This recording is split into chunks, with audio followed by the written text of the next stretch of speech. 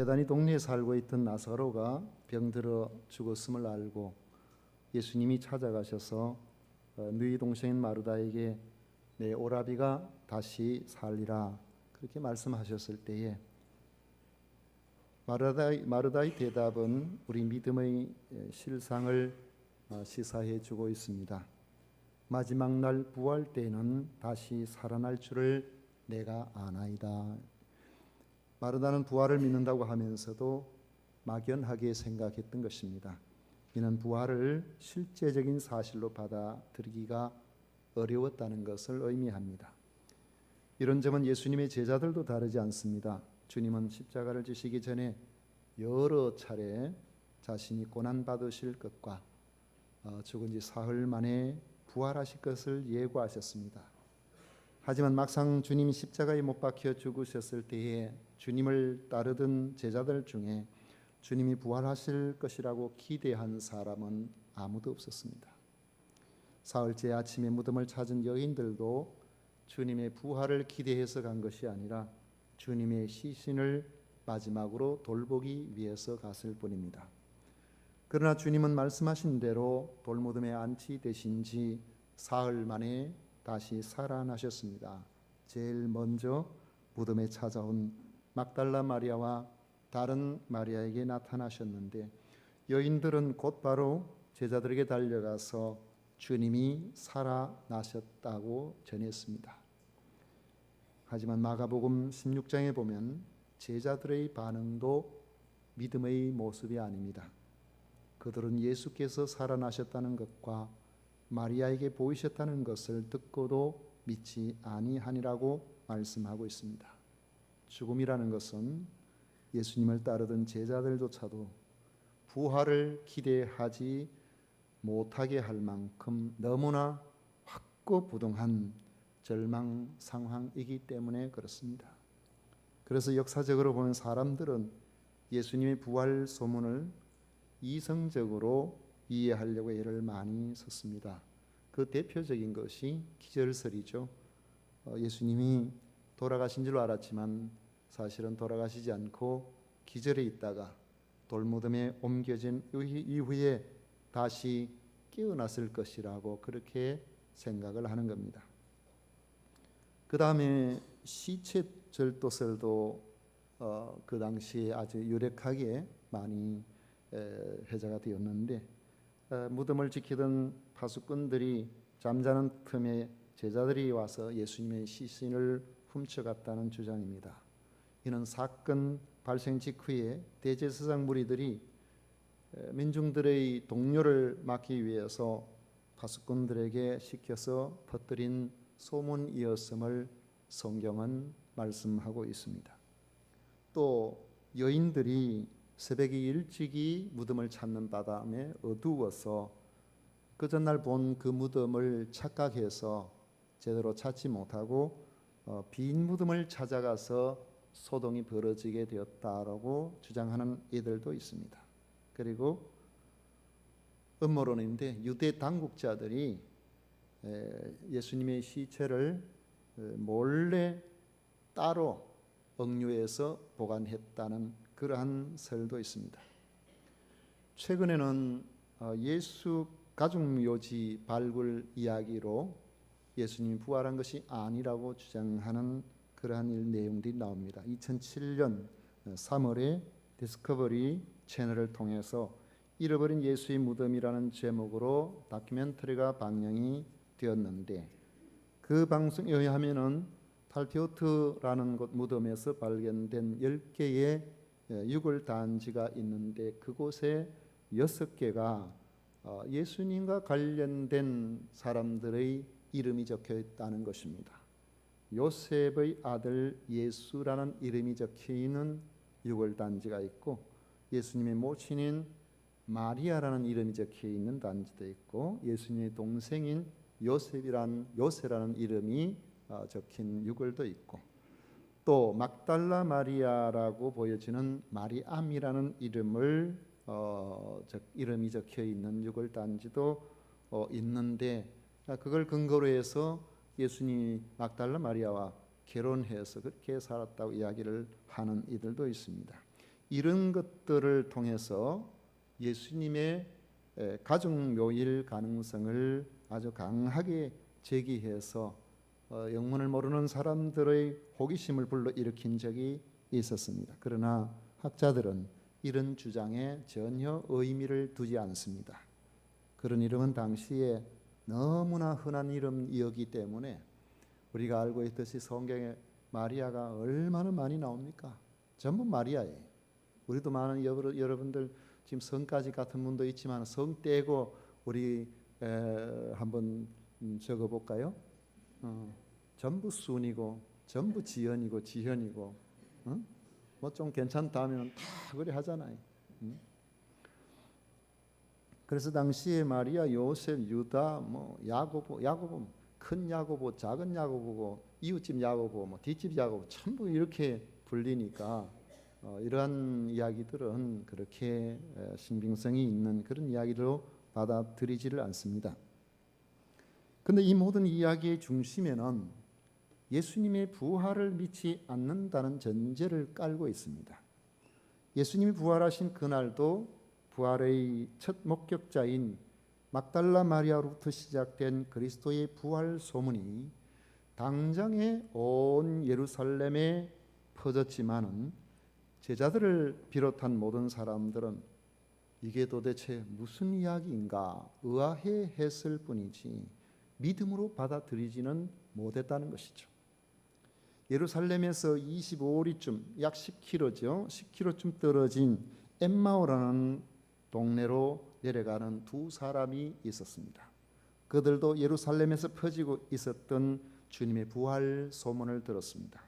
왜 엠마오로 내려갔는지는 알 수가 없지만은 분명한 것은 예수님의 부활 소문을 듣고서도 혼란스러운 마음이 가득했다는 것입니다. 믿었다면은 그들이 혼란해하지도 않았을 것이고 슬퍼하지도 심지어 엠마오로 일을 보러 내려가지도 않았을 것입니다. 그들은 엠마오로 내려가면서 그날 들었던 이야기를 나누면서 여전히 슬퍼하고 있었습니다. 바로 그때에 부활하신 주님이 나타나셔서 그들과 동행하면서 너희들이 서로 주고받고 하는 이야기가 무엇이냐고 물으셨습니다. 그러자 가던 길을 멈추고 슬픈 얼굴 표정으로 당신이 예루살렘에 체류한 것 같은데 예루살렘에 체류하면서도 요즘 거기서 된 이 일을 다 알고 있는데 당신 혼자만 알지 못하느냐고 반문했습니다. 그들의 영안이 가리워져서 부활하신 예수님을 알아보지 못했던 것입니다. 부활 전에 나사렛 예수는 우리의 육체의 눈을 가지고 뭔가를 판단할 수 있는 그런 시력을 가진 사람이 누구나 알아볼 수 있지만은 부활하신 예수님은 자기가 스스로 자신을 계시하기 전에는 옆에 가까이 계셔도 알아볼 수가 없는 것이죠. 예수님은 마치 아무것도 알지 못하는 것처럼 무슨 일이냐고 물으시니까 그들은 지금까지 일어난 예수님에 관한 이야기를 전해 주었습니다. 대제사장과 관리들이 예수님을 박해해서 십자가에 못 박아 죽였다는 그 일과 자신들은 예수님을 메시아로 알고 기대하고 따랐는데 허망하게 되었다는 그러한 사실, 오늘 새벽에 여인들이 빈 무덤과 주님이 부활하셨다는 천사들의 말을 들었다는 이야기를 했습니다. 베드로와 요한이 여인들의 말을 듣고 가서 빈 무덤을 직접 보았지만은 부활하신 주님을 뵙지는 못했다는 이야기도 했습니다.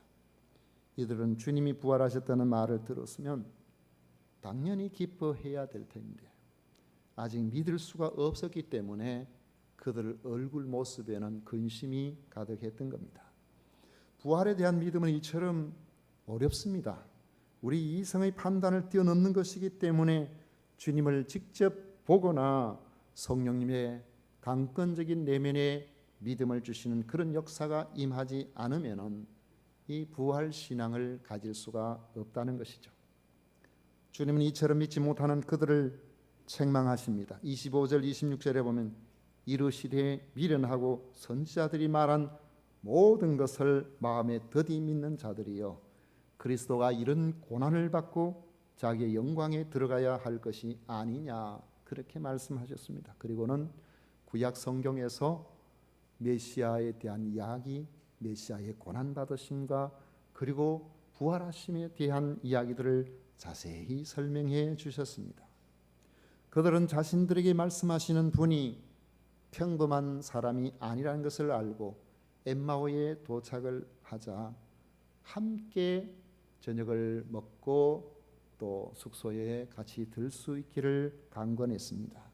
그래서 엠마오에 도착했을 때에 그들은 함께 더불어서 식사 자리에 앉게 되었고 주님께서 음식을 나누기 위해서 감사 기도를 하시고 그 음식을 떼어서 그들에게 나누어 주셨는데 바로 그 순간에 주님께서 자신을 계시하셨어요. 자기를 드러내셨어요. 그러자 영적 안목이 밝아지면서 지금까지 이야기해 왔던 자기들 앞에 앉아 계신 분이 부활하신 예수님이라는 사실을 알게 되었습니다. 소문으로만 듣던 예수님의 부활을 눈으로 확인하는 순간이 되었던 것입니다. 그런데 부활하신 예수님을 알아본 바로 그 순간 주님은 더 이상 그들의 눈에 보이지 않았습니다. 그들은 서로 돌아보면서 말했습니다. 32절에 보면 길에서 우리에게 말씀하시고 우리에게 성경을 풀어주실 때에 우리 속에서 마음이 뜨겁지 아니하더냐 그랬습니다. 그리고는 즉시 일어나서 이 사실을 예루살렘에 있는 제자들에게 전하기 위해서 그 예루살렘으로 돌아갔습니다. 성경은 단순히 그들이 곧 그때로 일어나 예루살렘에 돌아가 보니라고 기록하고 있지만은 그 속에 함축하고 있는 의미가 큽니다. 그들은 25리 길을 걸어서 엠마오로 내려왔습니다. 25리 길 같으면 10km예요. 왜 엠마오로 왔겠습니까? 아마 무슨 일이 있어서 왔겠죠. 그런데 이때 벌써 날이 저물어 가는 중입니다. 그들은 육신이 몹시 피곤해져 있는 상황입니다. 예전에 제가 집사람하고 금산에서 저 진양옥강 공원까지 한번 걸어가 봤습니다. 강을 따라서 쭉 물병 들고 가는데 아마 거기가 한 10몇 킬로 정도 되는 것 같아요. 얼마나 힘이 드는지 중간에 돌아올 수도 없고 그래가지고 갔다가 올 때는 버스 타고 왔습니다. 더 이상 걸어올 수가 없었어요. 10km 거리가 만만치 않아요. 예루살렘에서 엠마오까지 10km를 걸어와서 심신이 몹시 피곤한 그런 상황에 그들이 있는데 다시 예루살렘에 일이 있어 올라갈 그런 형편이라고 하더라도 이미 벌써 어두워졌습니다. 그들은 그날 그곳에 온 목적을 달성하고 아마 그 다음 날쯤 돼야 되겠죠. 그리고 충분히 몸을 휴식하고 난 다음에 그 다음 날 예루살렘에 올라가는 것이 자연스럽습니다. 왜요? 올라가는 것은 더 어렵잖아요. 내려올 때 10km인데 올라갈 때는 5km겠습니까? 올라갈 때는 더 힘이 든단 말이죠. 그런데 무엇이 그 어둠과 피곤을 무릅쓰고 그 밤에 다시 10km나 떨어져 있는 그 예루살렘으로 즉시 올라가지 않으면 안 되도록 만들었냐는 것입니다. 바로 부활하신 주님을 직접 목격했기 때문에 그렇습니다. 부활하신 주님을 목격한 순간 그들의 삶은 우선순위가 달라져 버렸습니다. 육신의 안일, 편안함, 재물을 많이 모으는 그러한 일들, 사람들로부터 좋은 소리 듣는 명성, 이러한 어떤 것들보다도 부활하신 주님을 만났다는 사실 자체가 가장 중요하게 되는 것입니다. 그리고 그것을 가슴 속에 가만히 넣어둘 수가 없도록 된 것입니다. 부활하신 주님을 목격한 사람들은 대부분 그렇게 되었습니다. 내가 주님을 만났다. 그러니까 누가? 그래서 어쩌라고? 여러분, 어쩌긴요? 부활하신 주님은 영원한 생명의 증거입니다. 이 세상의 그 무엇보다도 귀합니다. 그러니까 이것을 가슴 속에 두고 견딜 수가 없는 거예요. 예수님이 하신 비유 말씀 중에 값비싼 진주를 산 상인 이야기가 나옵니다. 이 상인은 어느 날 아주 값비싼 진주를 발견하게 되었습니다. 요즘은 진주가 양식도 하고 흔하지만 옛날에는 이 진주가 매우 귀했죠. 귀한 이유 중에 하나가 요즘은 저 바다 깊은 곳에 진주 조개가 있으면은 다이빙을 해가지고 얼마든지 캘 수 있지만 옛날에는 전부 산소통도 없고 그러니까 이러한 것들을 캐기가 너무나 어려우니까 그런 것을 구할 수 있다면은 그건 요즘으로 말하면 어떤 보석보다도 귀한 그런 보석이 됩니다. 그런데 이런 값비싼 진주 딱 눈에 보니까 이것보다도 더 대단한 것이 없겠다고 싶은 바로 그 값비싼 진주를 발견하자 이 상인은 자기가 가지고 있는 전 재산을 다 팔아서 그 진주를 샀다라고 말씀하고 있습니다. 엠마오에서 숨을 헐떡이면서 예루살렘에 돌아가 보니까 그 밤에 11 제자와 여러 사람들이 모여 있었는데 오히려 그들이 지금 내가 하고 싶은 말이 뭡니까? 예수님이 다시 살아나셨습니다. 우리가 예수님을 보았습니다.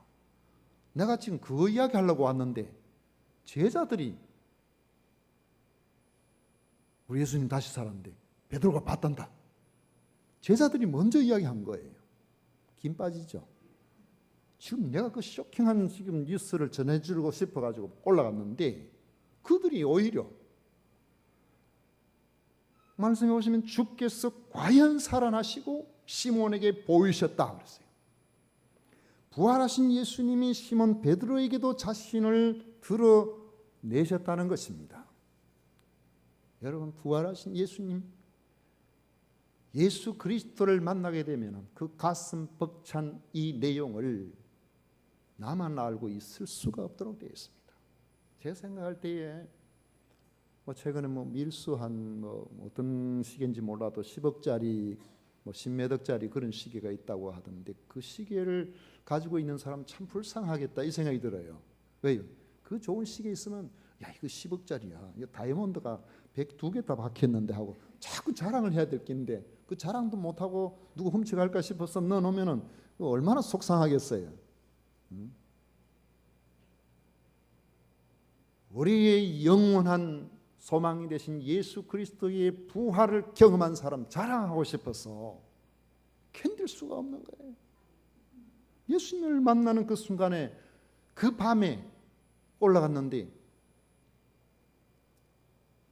벌써 해가 저물고 음식 먹을 때 어둠이 있었고 다시 올라가는데 2시간 이상을 올라가야 되는 그런 상황인데 이미 한밤중이 안 되겠습니까? 요즘은 10시나 11시나 이래 돼도 12시 때도 보니까 아파트에 불이 훤하더라고요.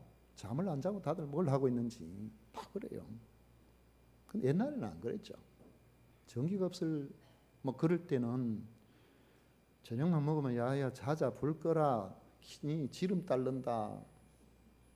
그래가지고 그 석유가 얼마 한다고 그것도 따른다고 빨리 불 꺼라 해서는 저녁 8시만 되면 아마 전부 재운다고 그러나니까 새벽 기도하기 참 좋았어요.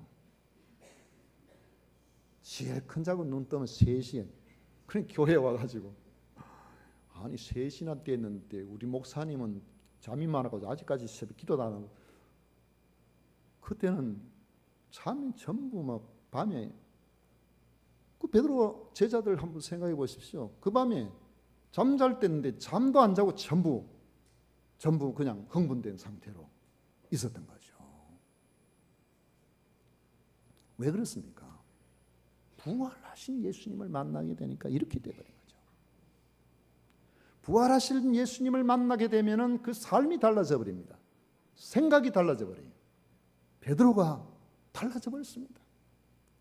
그전에는 당신이 예수의 당이라는 같은 무리 중에 한 사람 아니냐, 그 이야기를 하는 대제사장의, 그 당시로 보면 별로 사람들이 관심도 안 가질 그 여종의 말 한마디에도 벌벌 떨면서 나 아니라고. 당신 말 보니까 갈릴리 좋은 사람 말투가 나네. 그러니까 무슨 말씀을 그렇게 하세요? 갑자기 진주 사람이 서울 말씨 흉내를 내야 되는 이런 상황이 될 정도로 당신 잘못 봤다고 그렇게 꽁무니를 빼는 베드로였지만은 바로 그날 이후부터는 달라졌습니다. 대제사장 무리들이 예수님의 부활 소문이 퍼지지 못하도록 베드로를 붙잡아서 위협하고 협박을 하고 다시 전하면은 가만두지 않겠다고 경고를 했지만은 오히려 베드로는 하나님 앞에서 너희의 말을 듣는 것이 하나님의 말씀을 듣는 것보다 옳은가 판단하라. 우리는 보고 들은 것을 말하지 아니할 수 없다. 그러면서 담대하게 선포했습니다. 세상에 어떻게 할 수 없는 사람이 되어버린 겁니다. 우리 어릴 때 예수님을 믿고 나니까 처음에는 저희 어머니가 그러더라고요.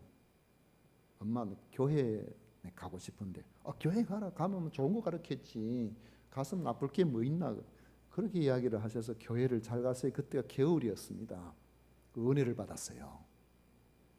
은혜를 받고 나니까 봄이 돼도 교회 가고 여름 돼도 교회 가고 주일날은 교회 가잖아요. 그러면 집에서는 어떻습니까? 일요일만 되기를 기다리고 있는데 일이 필요하니까, 일선이 필요하니까. 그런데 맨날 교회 다니까 그때부터는 이제 박해가 시작이 된 거예요. 야, 교회 가면 밥이 나오나 떡이 나오나 일을 해야 되지. 너는 안 먹고 사나? 맨날 그런 잔소리를 그렇게 듣게 되죠. 그렇게 일하고 그렇게 하던 분들은 계속 그 일만 하셔야 되지만 떡이 나오나 밥이 나오나 해도 예수 그리스도의 부활을 경험하고 그 안에서 꿈을 꾸는 사람들은 다른 삶을 살게 되는 겁니다. 하나님께서 그를 붙드시는 은혜를 경험하게 되는 거죠. 성도 여러분, 예수님을 믿는다는 것은 바로 이런 것입니다. 예수님이 나를 구원하시려고 십자가에서 죽으셨을 뿐만 아니라 죽음도 가두어 둘 수 없는 나의 완전한 소망, 영원한 소망을 위해서 예수님께서 다시 살아나신 것을 우리가 믿는 것입니다. 예수 믿는 사람 박해를 위해서 최선봉에 나섰던 사울이라는 이런 대단한 사람도 다메섹으로 올라가다가 부활하신 예수님을 만나자 그의 인생이 달라졌습니다. 자기의 전생애를 자기에게 나타나 주신 바로 그 예수님의 부활을 전하는 것에 목숨을 걸었습니다. 인생의 마지막에 우리에게 남을 소망이 부활 외에 무엇이 있겠습니까? 부활은 나의 전생애를 걸 만큼 가치가 있는 것입니다. 부활의 주님을 만난 바울은 이렇게 선언했습니다. 고린도전서 15장 51절 이하에 보면 보라 내가 너희에게 비밀을 말하노니 우리가 다 잠잘 것이 아니요 마지막 나팔의 순식간에 호련히 다 변화되리니 사망아 너희의 승리가 어디 있느냐 사망아 내가 쏘는 것이 어디 있느냐. 모든 사람들이 두려워하는 그 죽음을 향하여 조롱하는. 왜요? 주님이 부활하신 것처럼 부활의 첫 열매가 되신 예수님 안에서 나도 그 부활에 참여할 것이 믿어지니까 이 땅에서 두려운 것이 없는 사람으로 바뀌어지게 되는 겁니다. 그래서 우리 주 예수 그리스도를 말미암아 우리에게 승리를 주시는 하나님께 감사하노라. 감사의 사람으로 살게 되는 것입니다. 여러분들을 갑갑하게 하는 일들로 말미암아 혹시 낙심할 만한 일이 여러분들에게 있습니까? 주님의 부활을 기억하십시오. 우리 인생에 주님의 부활을 기억하고 그 안에서 우리의 인생의 새로운 면모들을 보게 되면 못 이겨낼 것이 없습니다. 우리 하나님께서 성령 안에서 우리로 하여금 인생을 새롭게 살도록 만들어 주십니다. 여러분, 우리가 그렇게 크게 보이던 대단한 그러한 문제들도요, 뒷산 위에 올라가서 한번 보세요. 보이는가? 안 보여요. 이것이 내 눈앞에 있을 때는 이것이 크고 이것이 큰 문제고 이것 아니면 큰일 났다 싶고 그렇지만은, 하나님께서 우리에게 허락하신 위대한 시선을 우리에게 허락해 주셔서 그 시각으로 바라보면은 우리 인생의 이 부활보다, 내가 부활에 동참하게 되었다는 것보다 더 큰 일이 없는 것입니다. 우리 주님의 부활은 우리의 부활에 대한 증표입니다.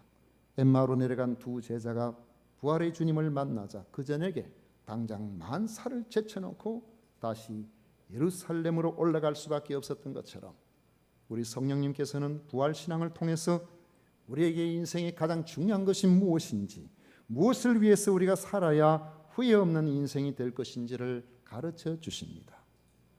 오늘 우리의 눈이 예수님의 부활에 대해서 어떻게 생각하고 있는지, 나는 이 믿음을 가지고 있는지 여러분 자신을 돌아보시고 인생에서 가장 중요한 이 부활을 가슴속에 담고 이 안에서 세상을 바라볼 수 있는 이러한 믿음의 사람들이 되시기를 축원합니다. 기도하겠습니다. 고마우신 하나님,